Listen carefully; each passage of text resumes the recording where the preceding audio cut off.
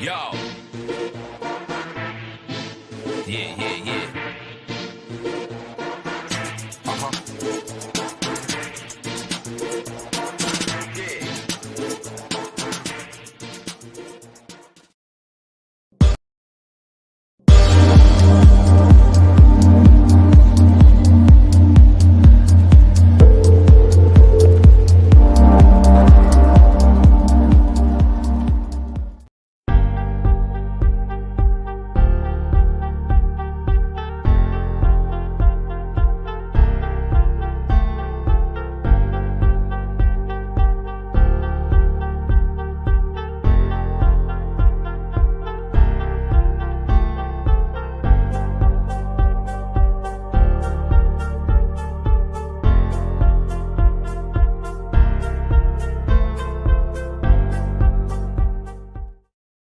Gossiping happening. Houston, H-Town. Still waiting on that heifer, Julio.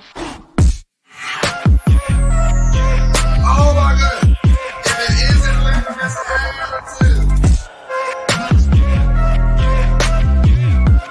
You're just a big old heifer. I believe there's an attack of lunacy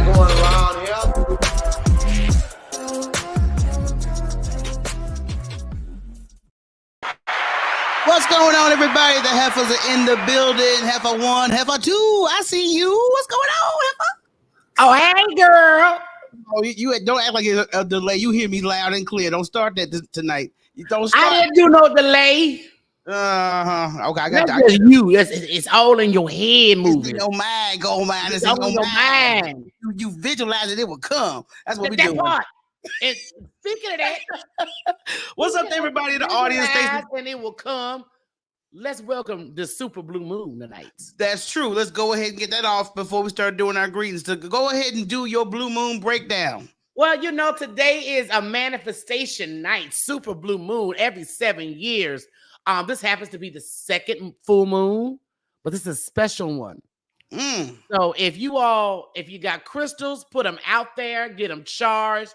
Make you a manifestation list. Know that it is already yours. Yes. Put it out there to the moon and the universe. Beautiful. You fucking ass. I'm like, you know why? Do I bother with you? Look, I'm just sorry. It's a super night, man. So you guys, if you guys have been wanting something in your life, you've been wanting some peace, you've been wanting some success, you've been wanting just to elevate yourself, tonight is the night to do it. You ain't got to get butt naked like our boy Mookie G mentioned earlier. You know what? I told Mookie, between Mookie and Jules talking about they gonna go out there flashing the full blue moon. Don't do that. Don't do that. Don't insult the universe. The universe already know what you're working with. They don't need to see it. So let's give a shout out to our people in the audience. Thank you guys for joining us. We got Sharon in the building, Granny's in the building, Blair, Derek Tuggle, Mr. Tuggle in the building. Let's see who else we got up in this piece. Prince is in the building. So that's all I see for right now. No, but Deacon just came in. You know, oh my God, Mookie just came in. We'll see how long Mookie. And Deacon. Freaking Deacon. I'm gonna tell you, we was just talking about your ass, Deacon, before we went live. You know, I told Michele Deacon is gonna have to change his name off the Instagram because I believe people are seeing the name Deacon and they already be like, "Ooh, maybe I could chat his ear off and try to be right." I could talk to him. He could lead my path to my path. Yeah, I think it's your name that's luring all these low levels in. So I think that's the ticket, Rocky. Maybe he changed his screen name. But I'm glad everybody. What's up, Lovable? What's going on? I said, Granny. But I'm gonna hit this real quick because my girl Jules sent me a clip I did not have a chance to use. I don't really want to see it again.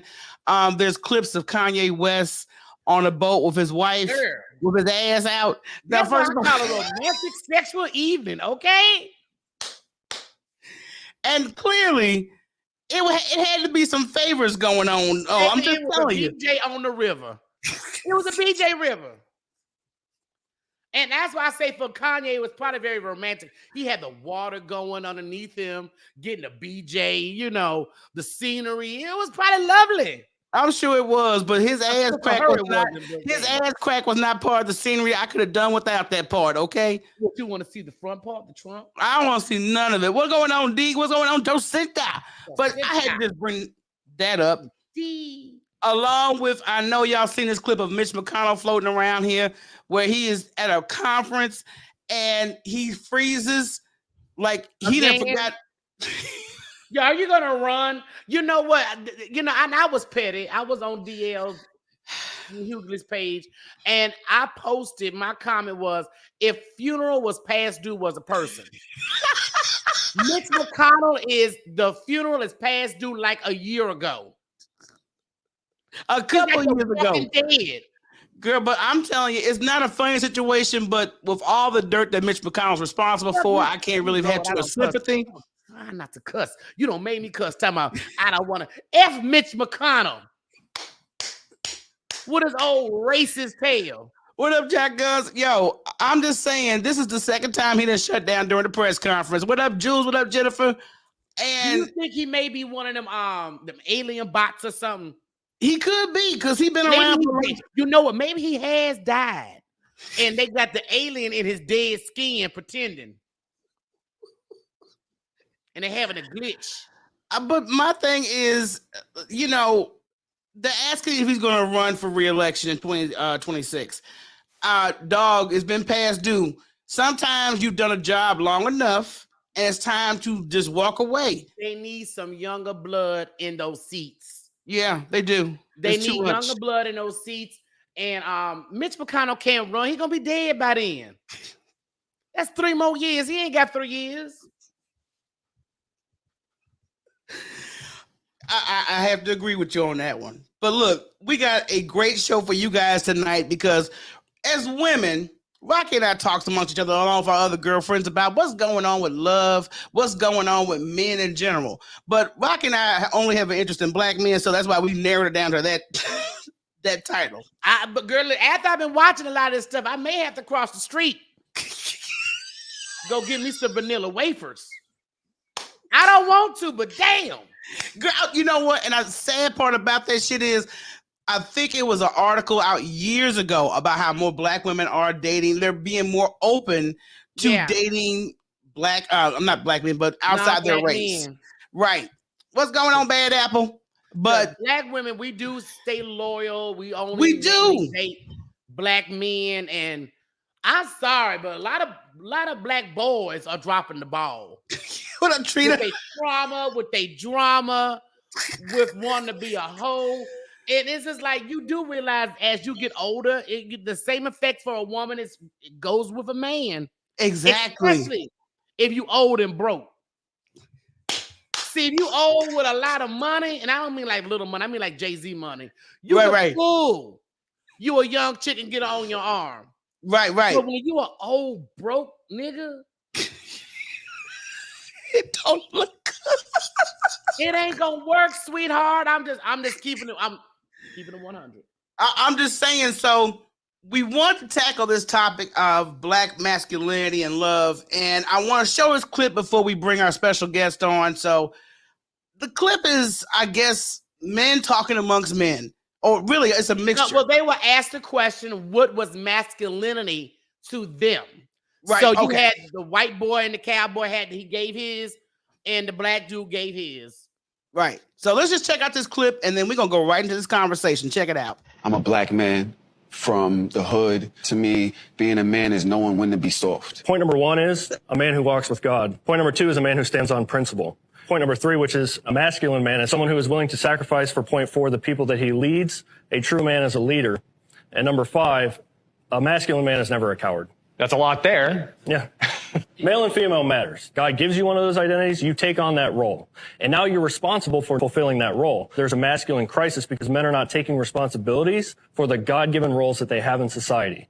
And so when you take away the need to say, God made you this or God made you this, now you don't have to take responsibility for not fulfilling what you were called to do. When you do that, you also take away other things that somebody else may do. If I have a woman or a partner that wants to take on certain roles and I say, hey, those are my roles that God gave me in society, now I'm suppressing that person. Like at the end of the day, we're all human beings. It's interesting that we can put it into racial terms, that you find that the black guy behaves more like a woman. His thought process is more like a woman. He's lost his real identity. He's talking about there shouldn't be roles. You know, he's supposed to be the one that is setting the tone. He's supposed to be the one that is setting the standard for his home, for society, for his community. And he just sounds very lost. Where the cowboy hat guy, he's very determined and he's very resolute. He's matter of fact. He's not wishy-washy, and he sounds like somebody you can depend on. And this other guy sounds like, how you doing? What are you doing? And I have to also note the aggression on his face. Yeah. That survival mode. And what does the hood have to do with it? This is something I had to bring a very intelligent brother on for. We've had him on before. He is an author. You guys have got to pick up his book. We had him on last time. We was talking about this over-sexualization of black women. He also has another book, Letter to My Daughters. Please, you guys, welcome. And please follow author Avery Washington's in the building. What's happening, Rochele? What's happening? How y'all doing? I'm doing lovely, but I gotta say this, Avery. I got to go with the white boy on that one, okay? If I had to choose on who I was on date from common sense and feeling like I was gonna be protected and lead it, I gotta go with the white boy. But you know what, though? That dude is an individual.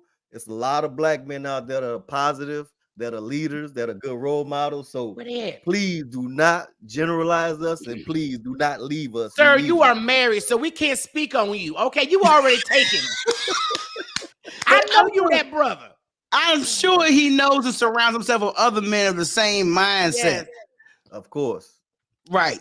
So But I Go agree ahead. with the cowboy tremendously, because I've been married almost 25 years and I've been raising 3 daughters. So I am the leader of my home. I have to be the leader. And I think something that they didn't mention, I think being masculine is also mastering your emotions, because as a man, sometimes I can get to the point my wife want to choke somebody in the street. You know what I'm saying? Yeah. But I might take myself out of position to be able to provide and take care of my family. So also not just that, but just mastering your emotions when you're in disagreements with your, significant other, with your wife, with your girlfriend, because we can say some hurtful things when we're emotional. So I think a man needs to check his emotions, be in tune with his emotions, but know how to master them so he can communicate well with his significant other. And Yes. there was another thing where they said a lot of black men are in jail because of not controlling emotions. Facts. That's facts. And I had to learn within my marriage at the beginning, because it was rocky, because I wasn't in touch with my emotions, because when I would have disagreements with my wife, I was always have these disagreements based on facts.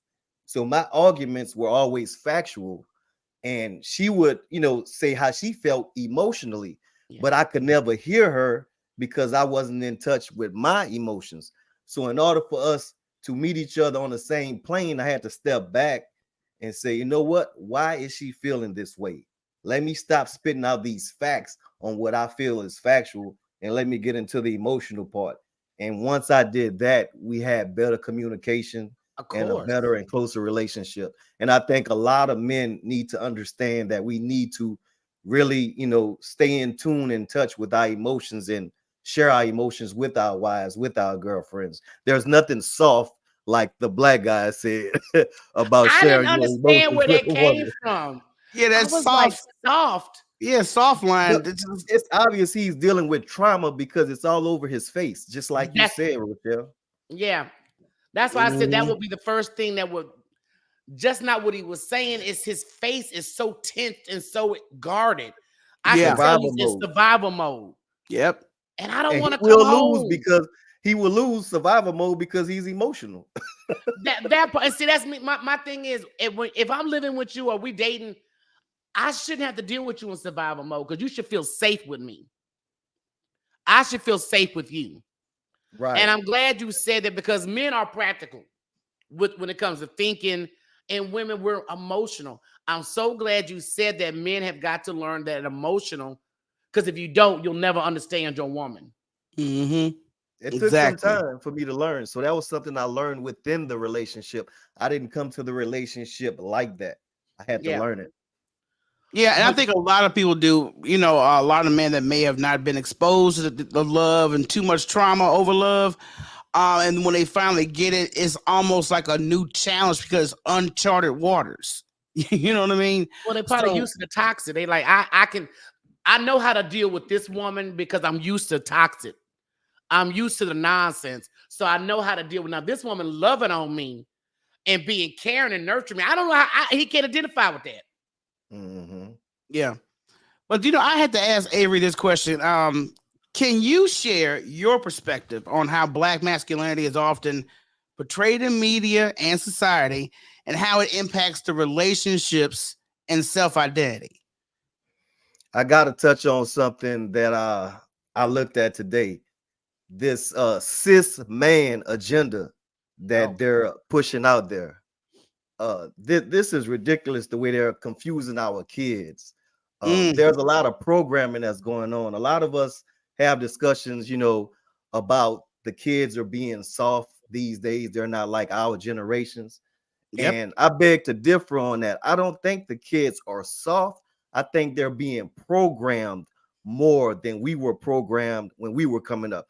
When we were coming up, we didn't have these terms that are being created every day to confuse who we are. you have kids nowadays that'll go to school, young boys that are masculine, and if somebody says that, hey, how do you feel about homosexuality? And if that little boy says he disagrees with it, they'll quickly say that he's homophobic. So now that little boy has an issue with himself because he's thinking, man, maybe something's wrong with me, you know? So a lot of our kids are being programmed in the wrong way to where they're confused. And once you're confused and you're lost, you can easily become a follower. And I think that's what this government is doing to our kids with social media, with TV.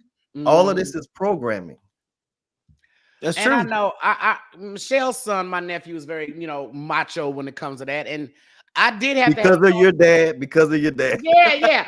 And I had to talk because we went to buy a candle, and it was a man that was dressed as a woman, and I knew immediately when he started speaking, and he was like, "Ugh." So I was like, "Look, you don't have to agree with it because that's not you." But I did tell him just respect people for who they choose, what they choose to do. Long as it don't affect you, you ain't got to go along with it. But just respect people in general. I'm not going to tell him he's homophobic. I'm not going to tell him anything about how he feels is wrong. Just respect people. And that's how I exactly feel. I have nothing against anybody of any nationality, any sex, or whatever. But what I don't like is when an agenda is being pushed. And they came up with this term, cis man. If you look it up, it's really just saying that you're a man. Cis woman is just saying you're a woman. It's saying that you identify with what you were born as when you were born. So why does this word cis has to be in front of man and woman? Well, it's not going to be in front of me. Because what we're not going to do, is give me new identifying ways. No, I am woman. Yeah. And that's all you need to know. Period. And as parents, we need to put our foot down and make sure that these schools are teaching our kids these things also. So, I live in Katy. Katy School District just approved that teachers have the responsibility to tell the parents what their children are identifying as at school. Now, I find this crazy. And, this is crazy. They pushing this agenda, but Black history has no place in schools because it's going to make the children feel bad. Yeah. And our Black children feel bad every day when they walk out the house. Yeah. It's sad, but the priorities in our society, but I like that answer on that one. But to come back to your answer, your question also, your father, and I see this all the time, he's a strong role model for Kevin. You know what I'm saying? So, I mean, that's what we need. If we don't have a father, I was raised in a single parent home by my mother. So that's a myth that women can't raise masculine and strong men. All you have to do is have strong male role models in their lives, like your father.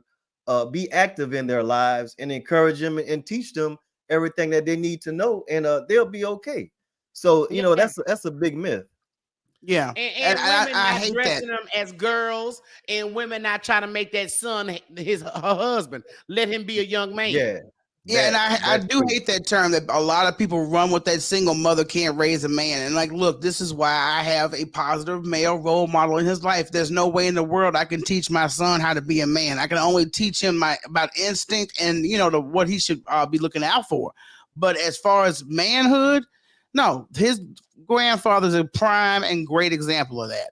Yeah, Daddy loves taking, spending time with Kevin. But I had learned before the Spaniards invaded Africa that there was no father role like that back in the day. That women would pick men, have, and the strongest man have children. They would pass this man around like a booty call, pass him, and would all be pregnant. And when they got tired of him, it was almost like what you would say, the lioness and one male lion. And when they got tired of him, then that's what I heard, how they used to do it. This marriage thing and having, a father there was something that the Europeans did. Right. Now, I don't know, but I like the way we do it with, the family, because I'm Americanized. So, I'm not going to lie about that. But I want to ask Avery another thing about men having so much against feminine energy. And I think men don't realize, black men, what feminine energy means, because everything that man said about protecting and putting his loved ones first and providing and loving is, to me, a man tapping into his feminine energy. I mean, that should be instinctive. You're saying to be a protector. Yeah. Yeah, you know, that's without thought. I'm going to do that without thought. But I really can't relate to men feeling that they're being overly feminine by being a protector or a provider. That's not even in my makeup, so I can't even relate to that, honestly. Yeah. I'm gonna be honest with you. But when you look up the definition for feminine energy, that's what it lists. Mm-hmm.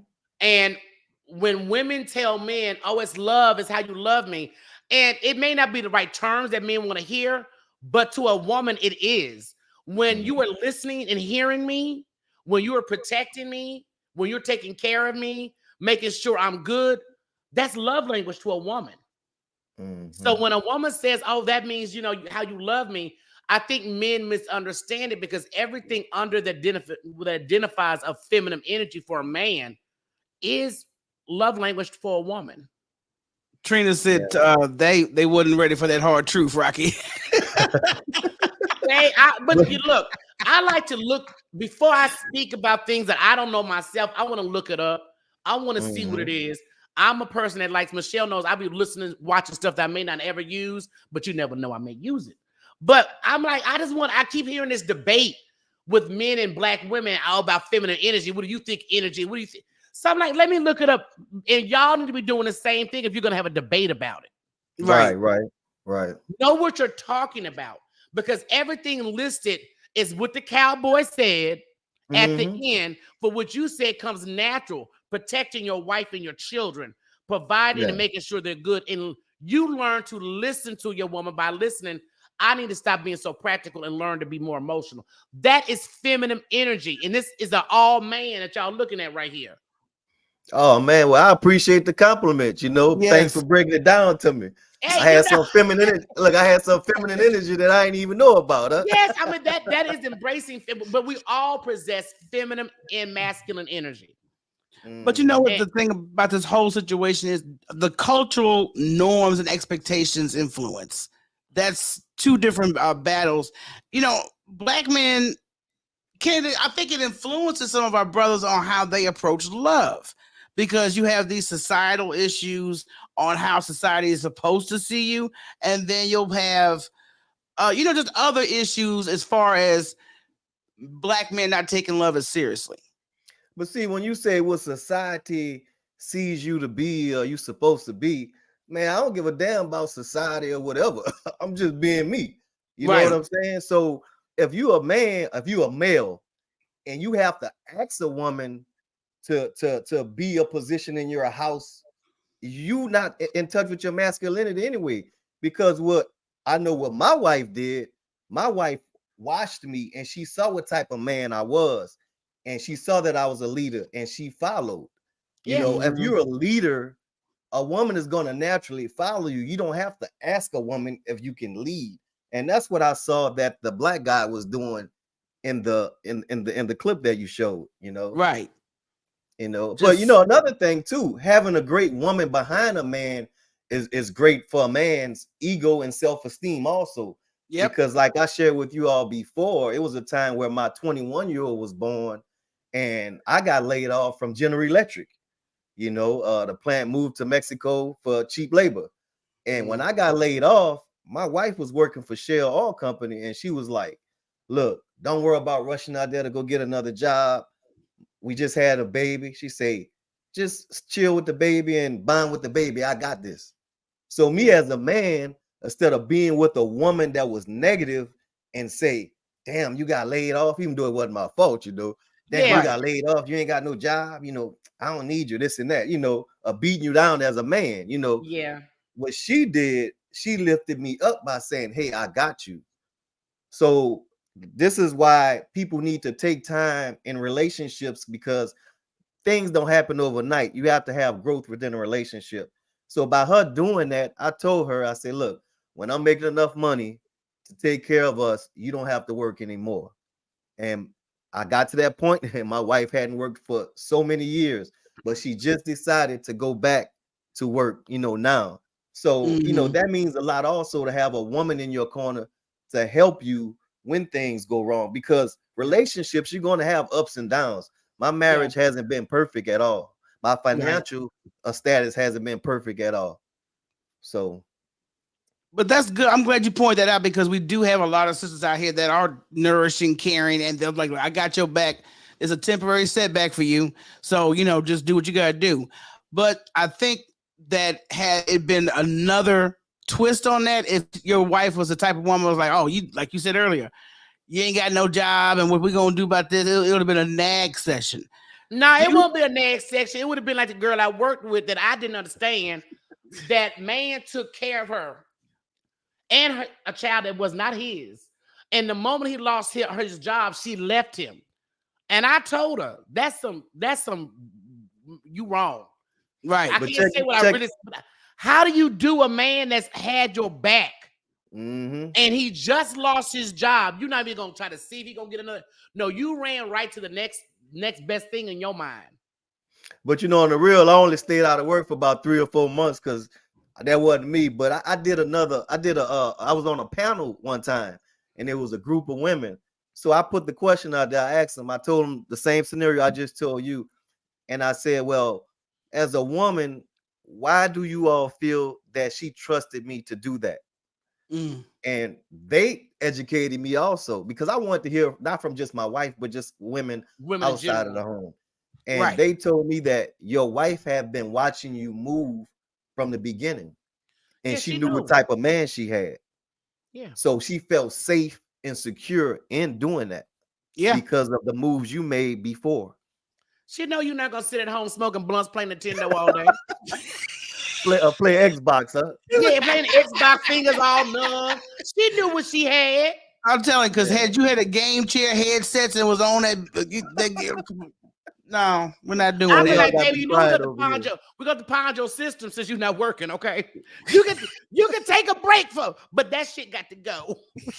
Wow.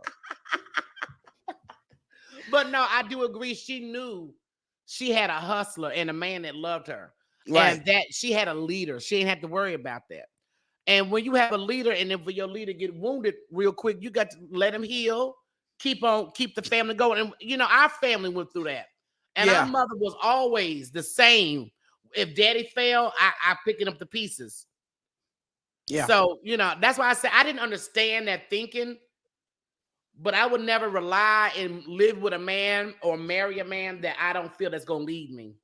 Now, before we go to a break, I want to ask Avery one more thing about elaborating on the challenges and stereotypes that Black men might face when it comes to expressing vulnerability and emotions within relationships. Because, sometimes in our community, when Black men express either one, they're quickly labeled within the community. So do you think that that has affected Black men from being a little bit more emotional or in touch? Black men who don't know who they are. Black men who are not secure with themselves. A Black man that is secure with himself, like I said earlier, don't give a damn about what society think or what other people think. You can call me soft if you want to, but I've been married 25 years. You know what I'm saying? Right. Your wife ain't gonna call you soft. Yeah, she damn sure ain't gonna do that. But you know what though? Our masculinity is under attack. And another term that they use to attack our masculinity is toxic masculinity. Yes, I've heard that term. You got young boys that when they're masculine and someone call them, they say, hey, oh, you're toxic. Your masculinity is toxic. Then he's questioning himself again because of these new terms that they keep coming up with. But all he's doing is being a man. He being what he's supposed to be. I get tired of that because I don't like weak men. I don't. I like a man that's masculine. Just don't be ignorant or the N-word. Yeah, just don't be, because there's a difference. You got men that are in survival mode that are just aggressive for no damn reason. But you still want your man to lead you, and I want my man to feel comfortable enough to tell me what's wrong, what's going on, without thinking I'm going to judge him. If my man wants to come by and slap me on the ass, ooh, okay, daddy. I mean, come on, don't take the things away that's going to make the great pleasures of a relationship. And the sad thing is, I see a lot of women pissing on masculinity. That I do see a lot of that.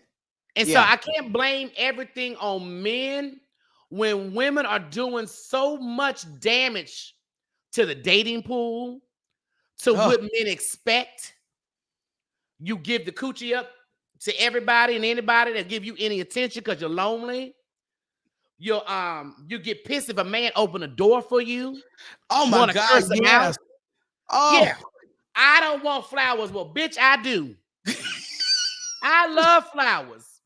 It's just these little things that women do that pick at men that is killing a lot of the masculinity and a lot of the dating that a lot of us deserve. And Tuggle just made a good point in the comments. He said they also have a term for men who are in touch, calling them simps. Yeah, that's another way of killing a man's masculinity. I heard that one before too. But yeah, Tuggle didn't lie though, because I do see other men and women. Oh, girl, he a sip. Why? Because he cared. Now, the dude that was online crying about being stood up on the first date, that was a sip. I feel like he was doing too much on the first date. He ain't even met the girl. But in a relationship that I've been dating you for a minute, I need you to be a sip every now and then. But you know what? Some of the women that's calling them dudes simps probably hating because they ain't got nobody. You know what I'm saying? Yeah. That's true. That is true.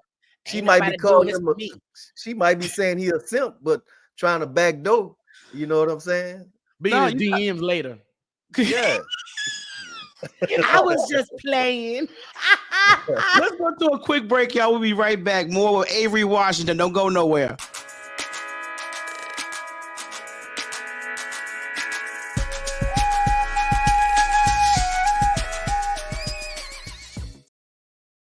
All right, we have the Gossiping Heifer says, love Marina. Oh, I love the Gossiping, the Gossiping Heifer. What up? Yo, Gossiping Heifers. Yo, Gossiping Heifers. I love them heifers. They are they come out of Houston. Those are my homies. I do their podcast. Houston Improv with like praise hands. December 1st through the 3rd is Houston Improv. I will be there. That's a fantastic club, by the way. I love Houston. I love Texas. I love performing in Texas, period. Yes, you guys. I love you guys. Shout out to the Gossiping Heifers. And yes, you can use my shout out, my video of me shouting you guys out. You can use it anytime you want to. You are the homies. That's real talk. Gossiping Heifers. Yeah. Are you looking for a heartwarming podcast or a podcast that's going to teach you how to do something? Well, this is not the one. Mookie Talking Dookie, the podcast, will bring you funny life stories. And not just my life. I'm going to be interviewing random people and we're going to poke fun at life, period. Because life has a way of poking fun at us, but I think it's best that we poke fun back. Because that's the only way we can survive. It's by laughing, smiling, and having a good time doing so. So be sure to subscribe and tune in. And let's see where this journey will take us. Mookie Talking Dookie, the podcast.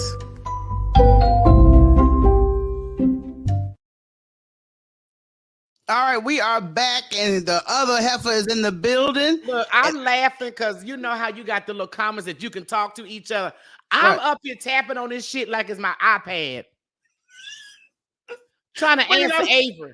You know what? Let's bring in our special guest, author Avery Washington is back in the building talking about Black masculinity and love.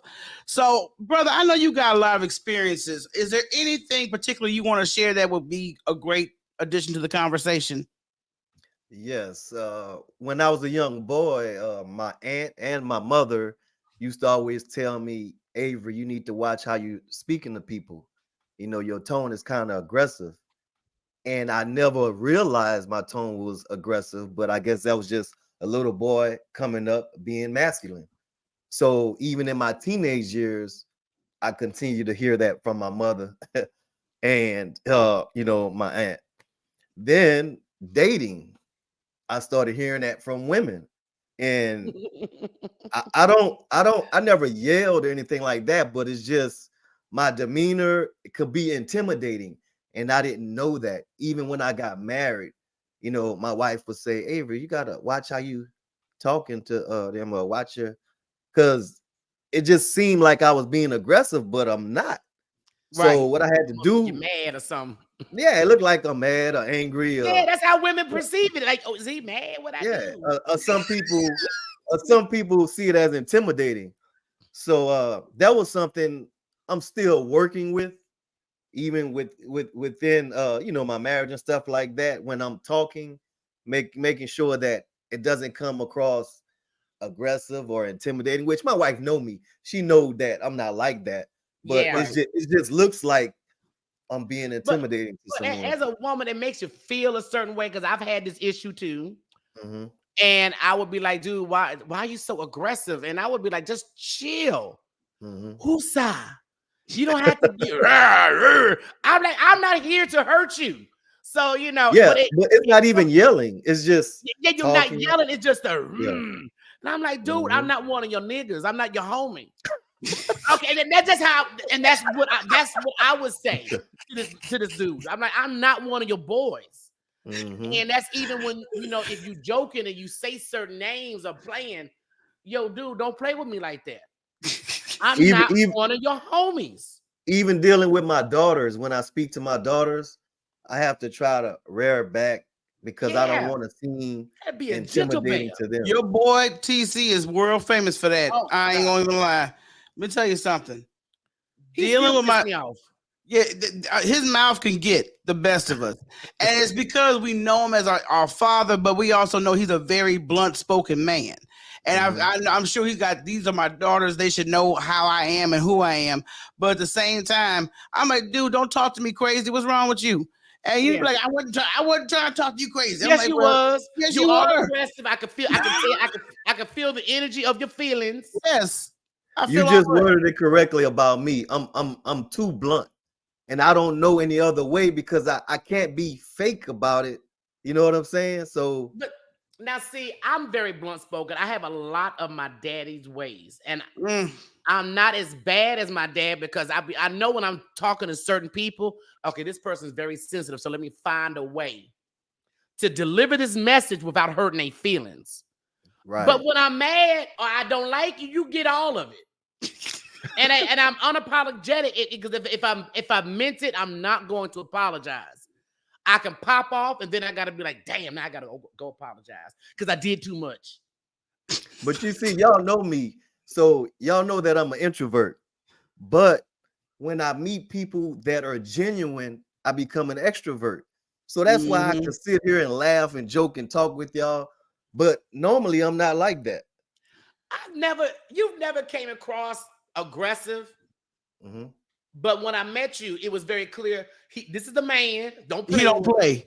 That's the impression. Yeah, he don't play. How you doing? You know, he's a man, and it was very clear he's a married man. And I told you last time I talked to you, I love that about you, because you carry this. I got a woman, I got a family and a wife. You ain't even got to make the announcement. No, you don't. Energy speaks it. Yeah. And that's another thing I want to talk about is men that you said that are just lost, don't know who they are. You got some men that do the ghost come back, play with these other hoes. We realize, oh, that hoe ain't shit. Let me come back. And they expect women to be patient and understanding. But I'm like, you got to grow up on your own. I'm gonna be real with you. Women do that too now. So I know, but see, I ain't one of them women, so we ain't gonna talk about that. But I do know women. Look, I was shocked when I first moved to Houston doing hair.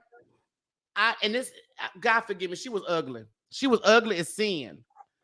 The man she was living with was good looking, and she had the nerve to be cheating on this man that was taking care of her.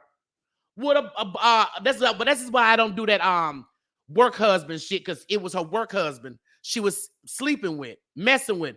And then she had the nerve to get jealous when he started talking to somebody else. But you live with somebody that's caring for you. So you are correct.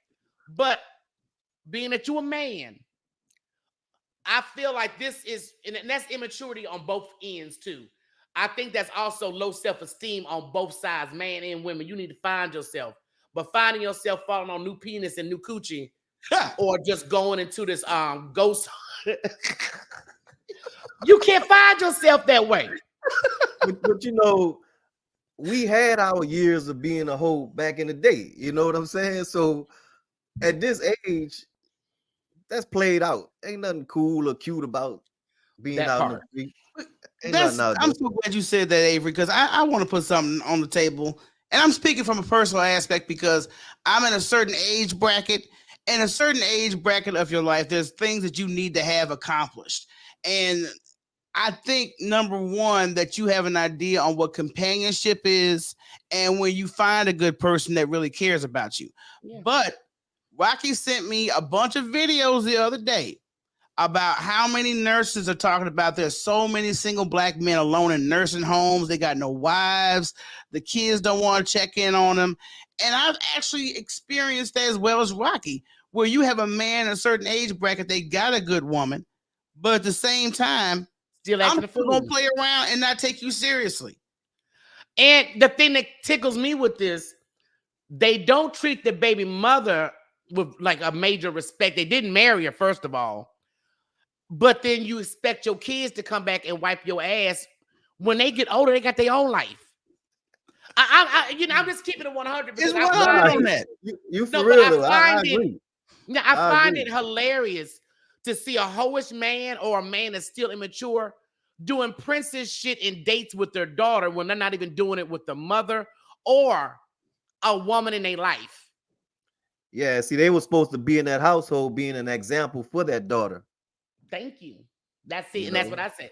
And I had this conversation with someone, and I was just like, dude, your daughter is going to see how you treat women. You can take her out as much as you want. You could do all the daddy dates, all that you want. But if you're not being respectful to the girl you're dating or her mother, just simple respect, she gonna bring your ass home. And that nigga's eyes got big as saucers because he don't want that. She is going to bring you home. And that's why I feel like men that do that are hypocrites. Yeah. And like I said, you know, you got some women that's out there just as bad as the men too. So, you know, one thing I know we need to stop doing though as black folks, man, I don't know no other race of people that get on social media, anything and any platform and talk about how much they hate each other. Now I love black men. That's you know, my we problem. got to stop that. Me. Oh, I know y'all do, but I know y'all seen these clips where these women and these men talking about each other. It's just silly. And first of all, a man shouldn't be arguing with no woman anyway. Thank you. Know? That's just like two women arguing. You know what I'm saying? So no, it is. I don't understand that. And you know, see what I look like men being on social media telling the woman I hate her. or telling a woman how to be a woman. And you know, I put a post up. How you gonna tell me how to be a woman? Are you because you a bitch? Excuse my French, but I'm not gonna be able to tell you, Avery, as a man, how to act like a man. Exactly. See how blunt you are, boy. Me and you just alike. All I could do is tell a person how to treat me and what are my boundaries. Right. I can't sit there and tell you this is how you should be a man. Don't tell me how to look. I love all of my feminine energy. And I embrace my masculine energy when I need it. Yeah. Yeah. But my feminine energy when it comes to my man, he get all that. If he coming correct. If he's a leader. There you go. If you're not a leader, you ain't getting shit. I ain't making no homemade biscuits for you, Negro. Bye. You know what? That's all he getting is biscuits. I got a whole lot more. I got the Lord's made biscuits. I got my biscuits I can make with his hands. Your mouth gonna be dry, huh? Yeah, I don't mind working. We could do dumplings, honey gumbo. Don't get there. Don't go though. That's why you gotta wet it up a little bit. You know that gumbo, all that. Yeah. That part. You know I'm from New Orleans, so I know about all that. Oh look, yeah, Michelle know because I've been bragging. I've just made my first thing of gumbo. Shut up, Hoochie. It came out excellent because your homie TC Tompkins. He thinks he's a food expert. Michelle will agree. I do. Yeah, he do. He should have been a food critic. And too much salt. Oh, baby, this is good. He'll let you know when he don't care if it's gonna hurt your I see feelings. how y'all be cooking over there. I be checking y'all out. Well, but our mama was a cook. Neither one of us touch our mama. No. I try, but that woman can cook anything and everything under the sun. That's what's wrong with my dad. He's spoiled. He's spoiled. And mama, but my daddy spoiled her too. And what me and Michelle are used to is my father always had a fresh cooked homemade meal. He didn't get McDonald's. He came home to a clean house. His children had already been to school, had their ass washed, and taken care of. But y'all spoiling him too, because look, yeah, my wife, she out of town working right now, so my 17-year-old cooked my lunch and packed it for me.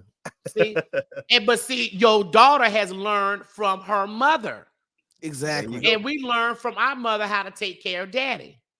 That's why I know y'all spoiling them, because I'm getting spoiled over here. But we spoiled too, though. We spoiled, so I feel like our father will never be one of those men that Michelle was naming about being in a home or you finding dead 2 or 3 days later. Oh no, he won't be the one. No, he won't. Be mad at y'all. Look, I'm gonna look at y'all crazy then.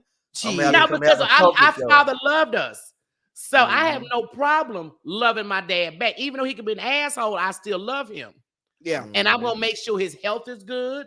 Make sure he ain't doing nothing stupid. And me and Michelle do the same thing with each other as well as my nephew.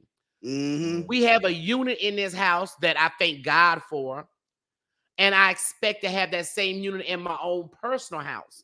The thing is finding men like that. I could deal with the little asshole ways. I could deal with that little shit. But it's the man getting into the man, being okay, being masculine, being okay with their feminine energy and having an understanding. I know she emotional and it sounds crazy to me, but learn how, like you did, let me understand her emotional ways. And don't get me wrong, I'm far from perfect because we all got some messed up ways, you know what I'm saying? We all dealing with trauma. Yeah. All of us, every human being on this earth is dealing with some type of trauma.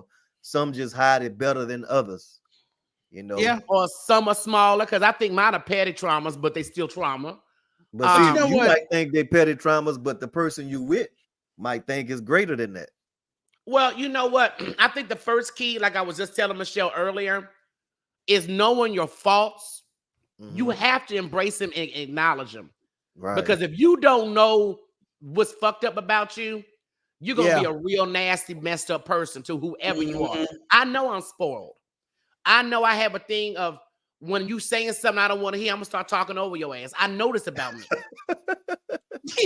But your mate got to learn that about you and learn how to deal with it if he truly loves you and want to be with you. But I also have to learn how to pull myself back and catch myself. That's the compromise. So I won't get on that nigga nerve. Does that work in sisterhood? No, I mean, it means real talk. Michelle, everybody knows their ways. They do not want to admit. Everybody will, oh, girl, I'm great at this. Okay, but what are you bad at?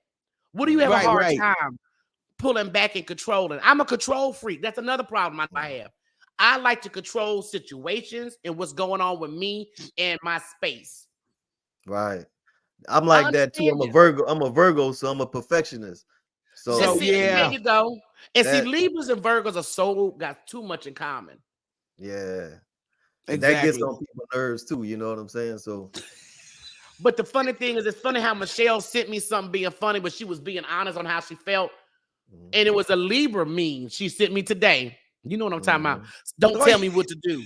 Don't tell me. Oh Lord, don't tell me what to do. That's Rocky's ass. That is me. The more you tell me you need to do this, you need to do this. My petty side be like, you know what? I ain't doing it now. I saw that damn clip. I about rolled over. I said, if this ain't Rocky, no, the energy was dead on. But I wanted to also put in the mix about the historical and societal factors that shaped the perception of Black love and Black masculinity. Do you think that, what society has put, this is the way you're supposed to see Black masculinity, and that's not really what it is. Do you think that we've fallen for the image of it versus what it really needs to be? Yeah, the Europeans did a great job on us, through slavery when they was raping Black men in front of their wives and children. Yeah. You know, it wasn't about sexuality. It was about showing my dominance over That your part. black king. Yeah. And, you know, what's sad, that same breaking is happening with our women. Black men are starting to repeat that same cycle that was done to them during slavery to our women. Then you got black men doing it to each other in the penitentiary. You know what I'm saying? So it's been under attack since the beginning, you know, and still being under attack. But we just have to be conscious of that and just keep, you know, trying to help and elevate each other into like these little kids. We have to mentor them. You know, we have to talk to these young boys and teach them right. And we got to do something to fight the system with all of these words they coming up with to continue to try to These get rid of terms and everything. masculinity. Yeah. All these terms, you know, we really got to fight that. And we got to come up with a plan, because they really trying to take the man out of the home. And it ain't even got nothing to do with race. And there's a book that I've been reading, and it's pretty deep. It's Behold the Pale Horse. And it talks about how this country is breaking the homes, the banking systems, just everything, how everything is strategically planned. Yes, for control. So they can be in control. Everything that we see, everything is programming. Everything that we do, all of us are programmed. Some of us just program more than others to the detriment, you know. So, you know, we just have to educate ourselves and be more conscious of what's really going on. You know, me as a black man, I feel it's my duty and it's my responsibility, especially as a writer and a creator, to always write educational and positive things about us as a people. And especially since black women have been taking care of me since the beginning of time, I'm going to always write things to uplift and elevate black women through my experiences that I've experienced and through the experiences that black women have shared with me, because you all have shared and taught me so much, and I appreciate it. Well, brother, we appreciate brothers like you, because it's a rare. It's a rare. You're like a diamond in the rough.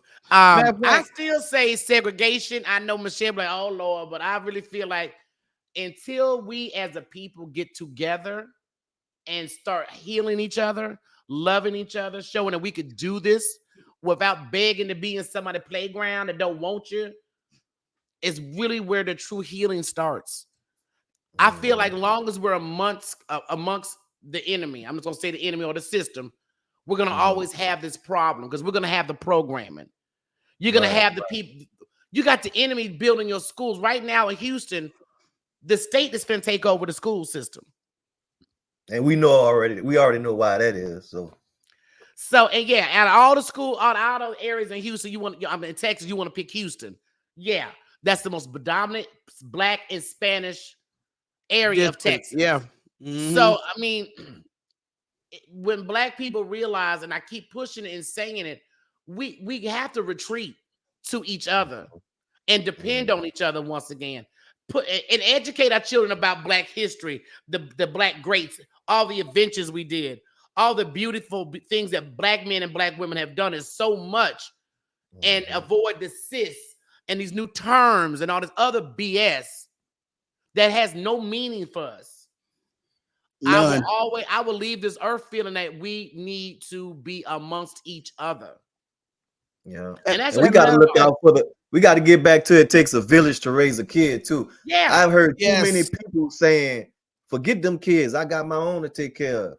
Man, we can't neglect nobody kids. Anybody that we in proximity to help, we need to help them and help each other. We have to. A lot of these people don't want help. With me, I work with a lot of kids. I watch different parenting, how the children act. And I still some good kids out here. I've definitely seen some Black kids with this extra coddling, this privilege, like you owe me, you're supposed to. I see these parents acting like servants and not parents. Well, let me pull up this question.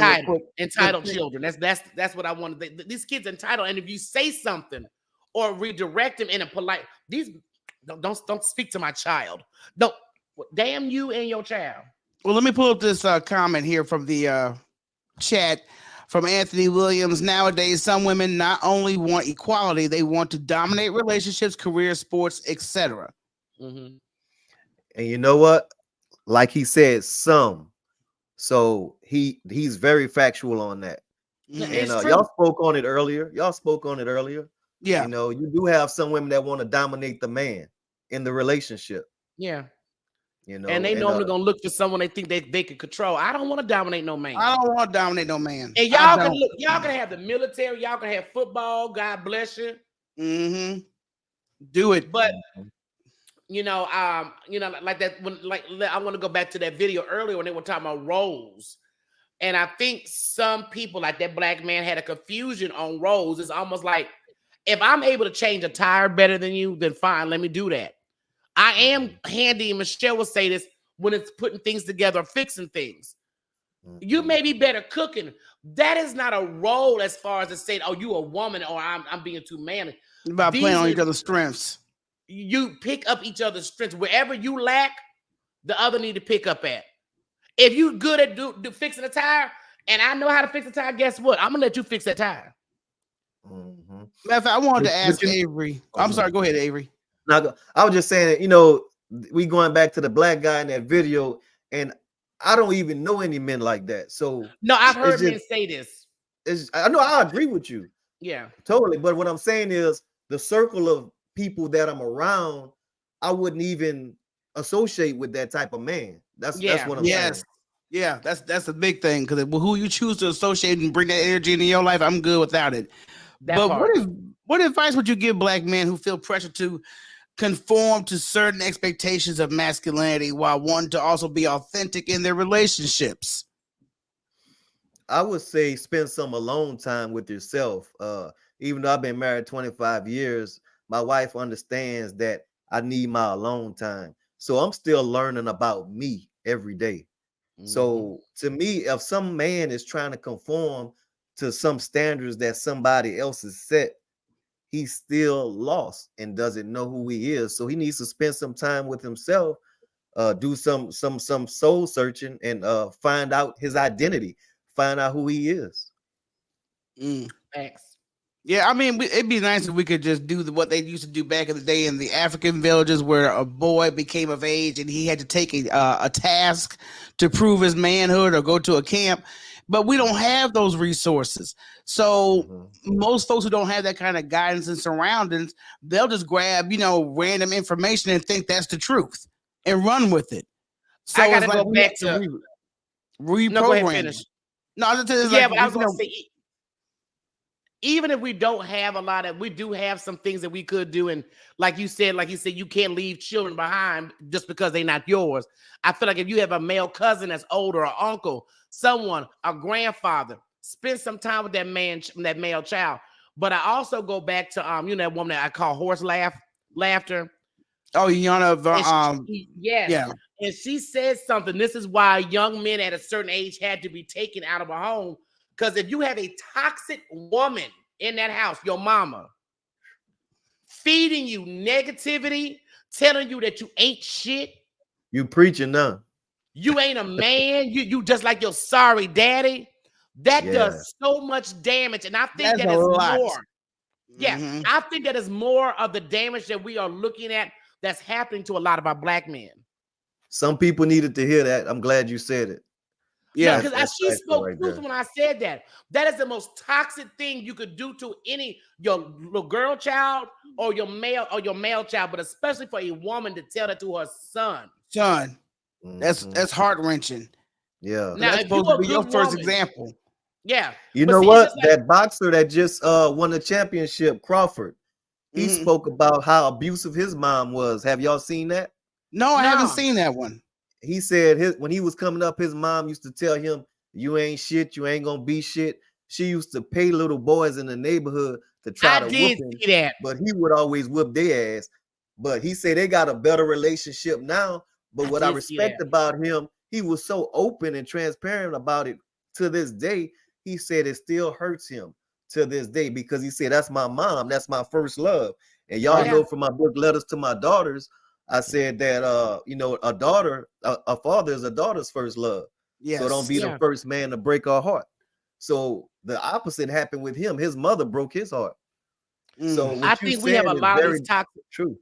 But I do think there's a lot of toxic women having these children. They are mad either because they picked the wrong man or the man did them dirty, and they beat these children down. And that's why they would say after a certain age, a young man need to be taken out the house. See, Kevin ain't never had to be taken out of the house because he wasn't raised by toxic women, and he had that man. You know, as much as even if I disliked his dad, I never spoke about him, around him, Yeah. I never told him you ain't shit. I would get upset and tell him you got so much potential, and you are not doing what you need to do with it. Yeah. There's a way you can't motivate somebody by shit out of them. Yeah, whenever I get upset with him, that's exactly. I'm like, boy, you got too much God-given talent that you're not working on. See, even when you're upset, you're still giving him positive affirmations instead of beating him down, and that's beautiful. That's beautiful. I mean, you have to. I mean, because a child, with you being connected with your child, whether it be mother or father, whatever word you say to your child upon them or your overall opinion about them, some of them may act like it don't affect them, but it does. I mean, the man is now grown and a professional boxer, and he still is affected by the words of his mother. He's hurt tremendously. Yeah, so I mean, it you know, words carry with you more than a spanking will, because a spanking you're gonna get over with, and you'll be in pain for a brief moment.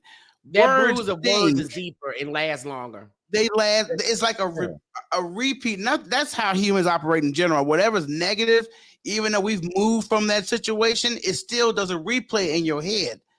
So I can only imagine how detrimental it is for a mother to say that to her son. And I think that's another reason why we got, like you said, like too much toxic nonsense going on. Yeah. Because just like Rochele said earlier, the trauma that the mother had, she's putting it on the child. Yeah. And that's not fair. So I'm hoping we get that shit together.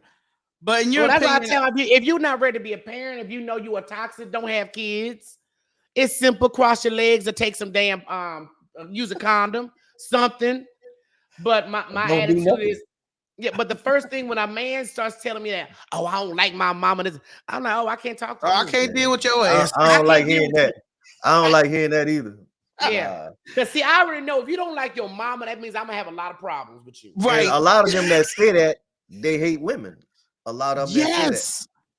Yeah. So. And I don't understand that, but you know, I think it also comes down to a role of having self-love. Like self-love and self-care play and navigating relationships, particularly when considering the challenges that Black men might face. Do you think that's a major, I guess, weight on Black men when it comes to having self-love for themselves and not being so negative on regardless what prior experience they may have had?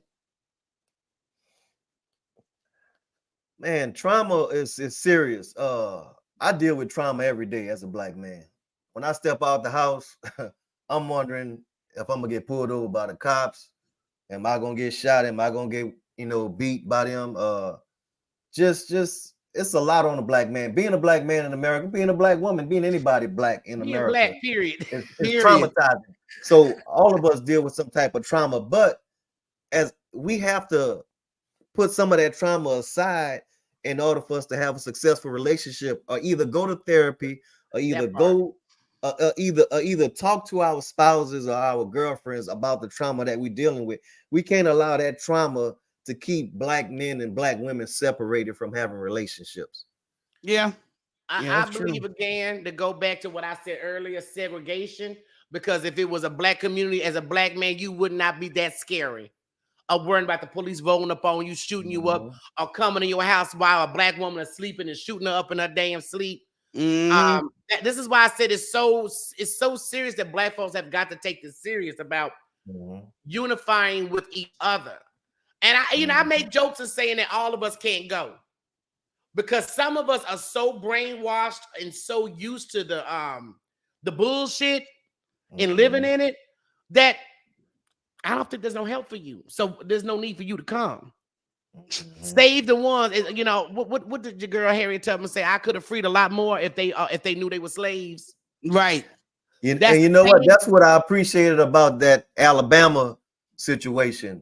What? So how those people is instinctively reacted. It wasn't no thought into it. You know what I'm saying? And we need to be that way about relationships with each other. You know, We need to throw the hat up and go save each other in relationships. That part. You know what I'm saying? Go save our children. Why that same energy that they had that day can be applied to giving our children positive affirmations of love, giving our wives positive affirmations of love. You know what I'm saying? Right. And giving their men positive affirmations of love. Using social media to give positive affirmations of love instead of us sharing all the negativity that we see on social media. Just think about if we shared positive affirmations about each other daily, how we can change social media and change how kids feel about each other. I truly feel that people that are positive actually have real lives and ain't on Instagram all fucking day. I think I'm serious because I got things to do. I can't be on Instagram. And I've told people this is why I fell back all the way off, because I realize it's mainly mentally disturbed and toxic people that are on IG all day and all night. A lot of them are children. But you know what? I'm seeing folks from our age, from the age of 25 up to 60 to 70, on IG with the shits, and they're sharing and trauma bonding. That's all they're doing. Speaking of trauma bonding, Tuggle asked a good question. If you could speak on the men who want to be the disciples of Kevin Samuels. Them dude, they just looking for somebody to follow them. They're trying to get a following, And the funny thing is, Kevin Samuels didn't believe half that shit he was saying. People got to realize that man realized there's a lot more money in dealing with women with trauma. And those are the women that paid Kevin Samuels attention, because I didn't give a shit about what he was saying. Okay, it didn't. And he didn't even start off like that. He started off really bashing men. But he wasn't getting no following, so he switched it up. People don't even realize that. And that's all it took.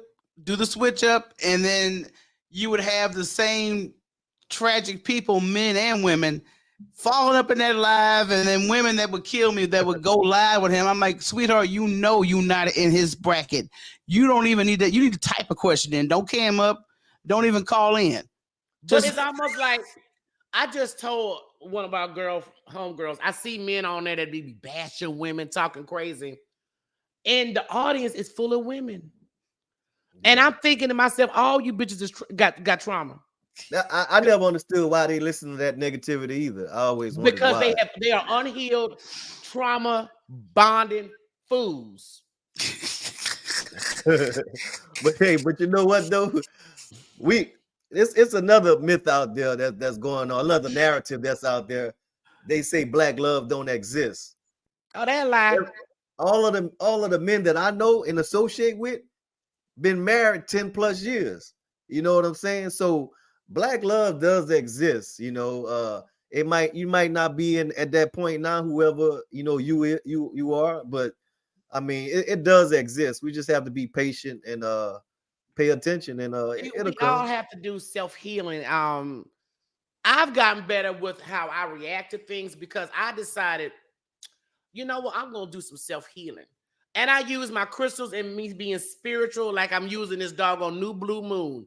Whatever works for you, that's gonna help bring you up to your higher self. Because see, I know 20 and 30, I wasn't ready for no damn marriage. I know I wasn't. It's common sense. So a lot of it about what is me, and then a lot of times when you picking trash niggas, trash women, that tells me you still need some self-healing and some work to do on yourself. Yeah. Period. Yeah.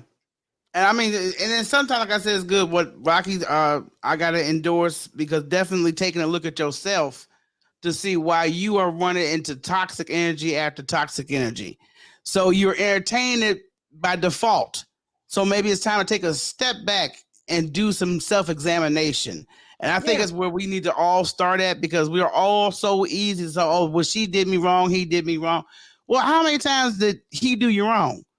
How many times did she do you wrong? And you still went back, or you went to somebody else with the same toxic traits. Or you can't get your stuff together because one is stepping out. You can't focus on your relationship if you got a dude over here or if he got another woman over here. You can't focus on nothing. And then too, because I'm very big on sexual energy, then you're bringing me her bullshit, her toxic shit. I'm sleeping with him. I'm bringing you all his toxic shit. Right. We're not talking about venereal diseases. I'm talking about energy from this person that I don't need. So while you're in the house, with just if you think it's just you two, it's 4 motherfuckers in there arguing. Yeah. They having the whole conversation. His side chick, your side dude and his side chick is in there with you. They talking to each other. Yes. And people don't, I don't understand why folks don't get it and why folks are so loose and so extra when it comes to sex. Because me and Michelle were just talking about how we see so many grown ass people, men and women, talk about sex like they ain't never had it. Yeah, you know what though? I'm tripping. I see cats in their 50s bragging about sex. I mean, we sexual beings. We supposed to have sex. I mean, that ain't no accomplishment. You know what I'm saying? But I gotta remind them. Roaches and dogs have sex. Yeah. What is your problem? Yeah. All you doing is disrespecting yourself and taking on some toxic ass energy that you don't even realize you got. Yeah. Y'all have me cracking up over here. No, but I mean real talk. If I start dating anybody else, I'm like, dude, I'm gonna need you to take some spiritual baths, get them bitches off you before you touch me. Say, but on the real though, that's some serious stuff though. You right about that. I'm for real. And if that nigga want to come back, you're gonna have to soak. What's that damn water in Africa where you don't drown? Or the it got Lake so much Taco. Yeah, take your ass over there. Get all that energy off of you. Look, women and men, right? Both, right? Both. Let me tell you something. I take spiritual baths. Matter of fact, just pour the water on their ass because we don't want to toxicate the river. Okay, it's too much shit. I take spiritual baths to untie spiritual attachments, untie sexual energy by praying over my water and adding salt, Epsom salt or Himalayan salt to my bath. Mm-hmm. And I soak in it. I may have some meditation music going on, but all I know I'm doing, and I V-steam. Women need to V-steam. Get that energy out your coochie, ladies. Get it out. And it's also good to keep it wet, But look, a disclaimer: Avery Washington didn't say that.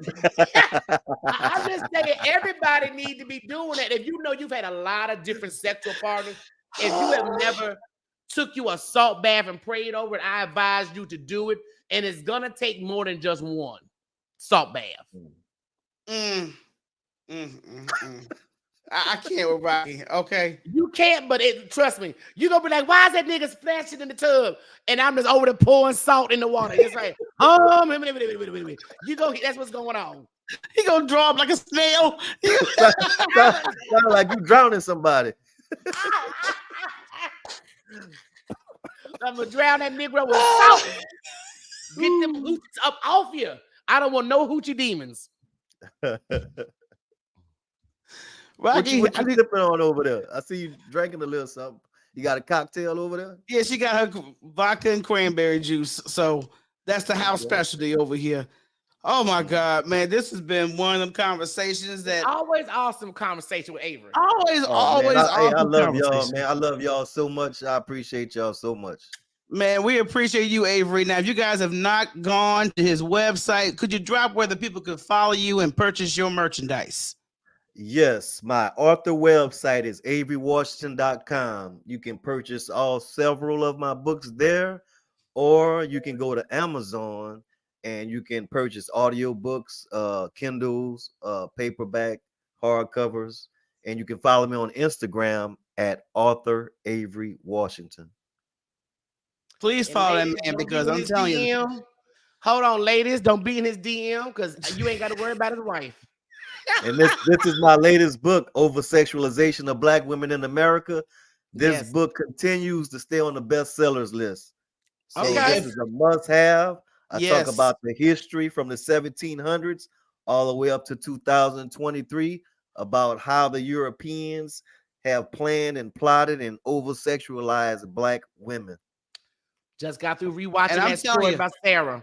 That book, when I read it before we talked to Avery last time he was on the show, that book is the truth. I'm telling you. I'm gonna have to give it a second read because you hit on so much profound history and facts in that book. And trust me, it's enlightening. You will never get bored one of his books, never. Just like this brother tell you the way he thinks and how he speaks, it's all the same tone as in the book. Oh, it's manly tone. It's manly tone. It's not toxic masculinity, is it? Hell no. We don't do that over here. Hey, now I applaud. Now look, now I'm self-conscious. Now I gotta start wondering if I'm doing something wrong. Man, look, stay masculine, and I tell all Black men, stay masculine, stay true to yourself. Mm-hmm. Don't let nobody try to tell you, especially if it ain't your wife or your girlfriend. Yeah. If it ain't somebody that you living with and dealing with on a regular basis, damn what they talking about. Because if I listen to people talking about, oh, Rocky, you so mean. Anyone that's dated me in the last, that nigga thought it was hilarious. You mean? Oh, girl, you pussy. That's just because I'm mushy. I'm mushy. Yeah.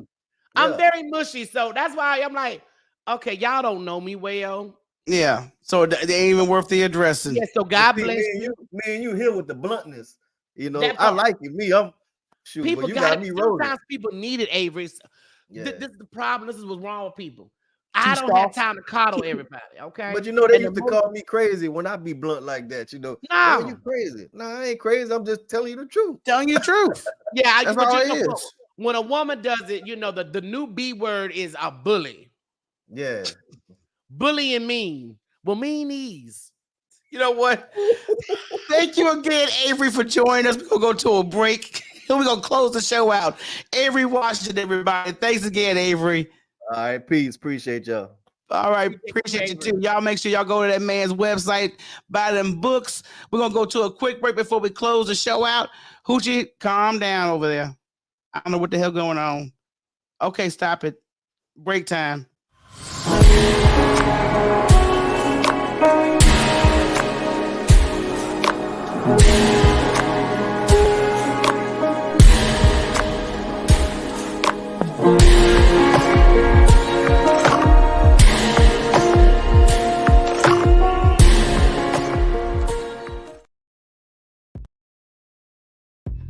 The book When Radio Was King by T.C. Tompkins, music industry icon, shares his experiences and journeys from his early years to the present while working with developing artists such as Sade, Luther Vandross, and Teddy Riley.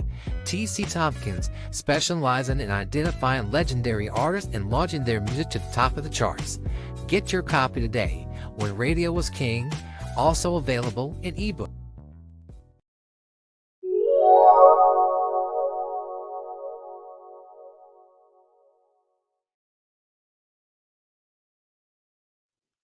All right, welcome back. We want to thank again Avery Washington for joining us this evening for a great show. Rocky, did you enjoy talking to Avery? I always enjoy talking to Avery. Yes, you do. Because I know we were talking about who can we have on to have this conversation with. Avery. That's the man. And we're going to have him back on for another one of them serious conversations. That's what we appreciate bringing that brother on here. So we support him wholeheartedly. Heifer, you looking forward to your break next week? Yes, I love to take a break every once a month. I need it. As a working sister. And y'all have to understand, we would love to do the show every week, but Rocky and I both work more than one job. Okay. I've got 10 jobs, man. And if we were just doing audio, we could get away with it because you got to get all made up and everything for the YouTube channel. So we are definitely. Last week I didn't put no makeup on, y'all. I ain't gonna lie. I was like, let me put my glasses on, for which I need to be having on all the time. Yeah. Every time. But I said I'm gonna do some makeup tonight. You know, I wasn't feeling. I was tired last week. I know. We were both very tired last week, but we pulled it off. It was going into this retrograde that just had everybody like, but it seemed like now I feel fine. Yes. And after I cursed somebody out too, I started feeling exuberant. I think every time you curse somebody out is like a medicine for you of some sort. So, that's the way it is.